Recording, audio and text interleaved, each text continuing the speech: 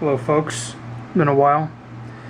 I had a few questions regarding the Gladius machete that I worked on some time ago, and I thought this would be a great opportunity to get a video up in there and also answer a few questions, share some knowledge.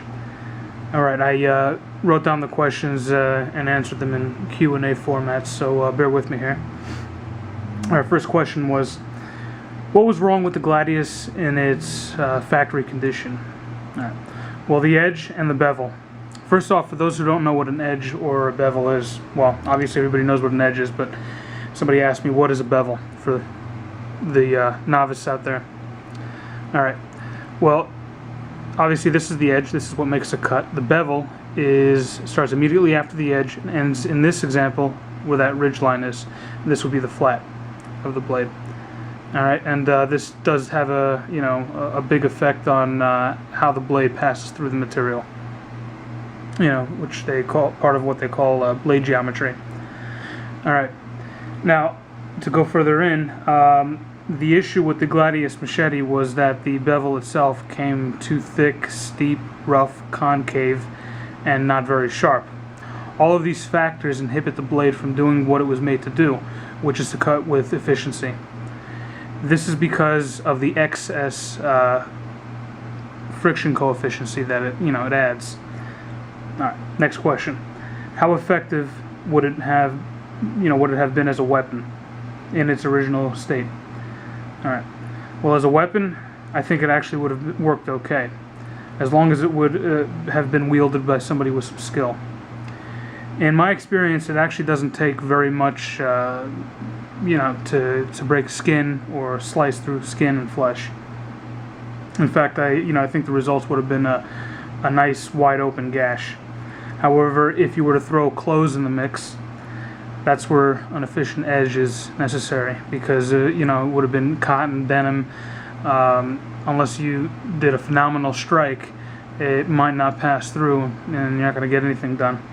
However, if you were to use the edge that I provided, it would not only go through the clothes like it wasn't even there, it would actually definitely get to the bone and perhaps even sever the bone, severing the limb with great ease.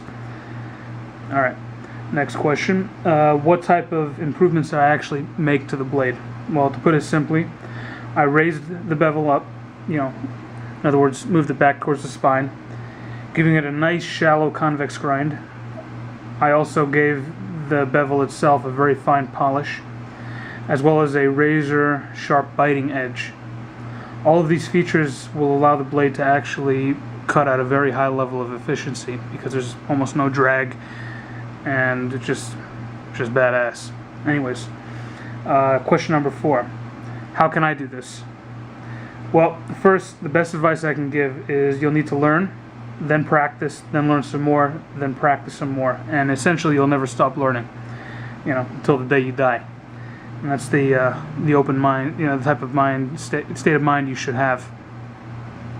All right, because you can always learn something new, not only from yourself but from others. Okay, you need to master doing as much as possible with your hands.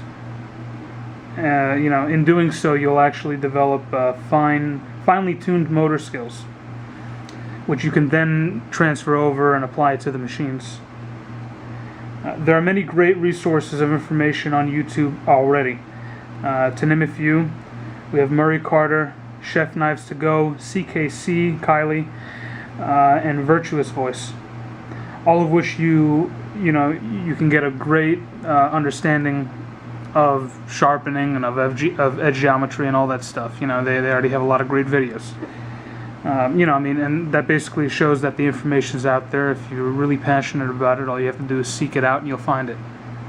Alright, now, this is the best advice I can give you, because this is exactly how I did it. If you wanted some kind of a shorter method, then it might be out there. Just do the research. But if you want to do the same kind of work that I can do, that's exactly how I did it.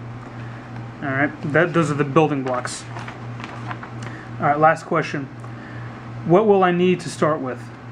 Well, to start, I would recommend some good water stones. One coarse and one fine, or a coarse, medium, and a fine.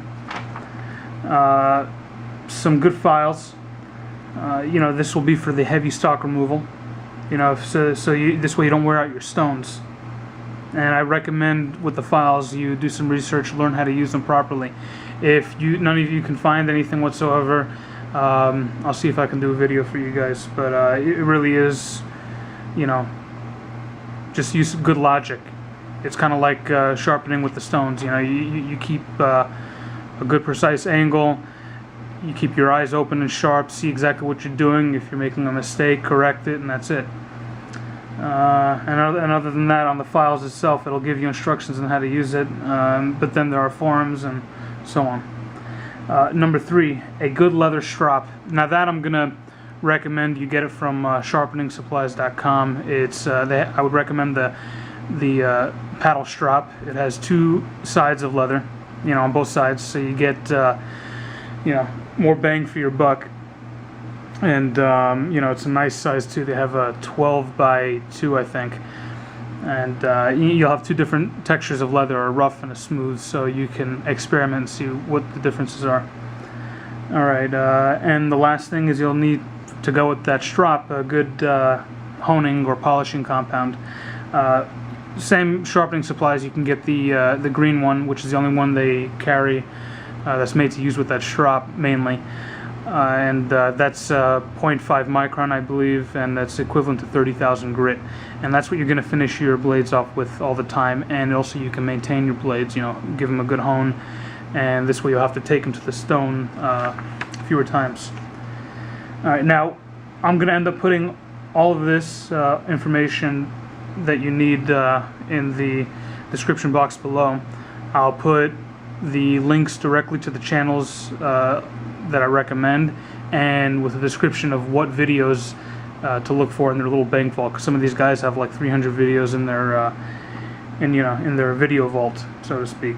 And as well as I'll also put the links to the shops online where you can buy the stones and everything else like that. That's really it for now. I'm gonna make a video shortly regarding some of the stuff that I have on the table over here, and I'll make a few cutting demonstrations going a little deeper into the concepts that and philosophy that I believe when it comes to the blade, and also sharpening and effect. Like I said, I'll do a couple of cutting demonstrations with the leather and the paper over there, and I'll recommend a few other things. Okay, until then, take care guys, and good luck.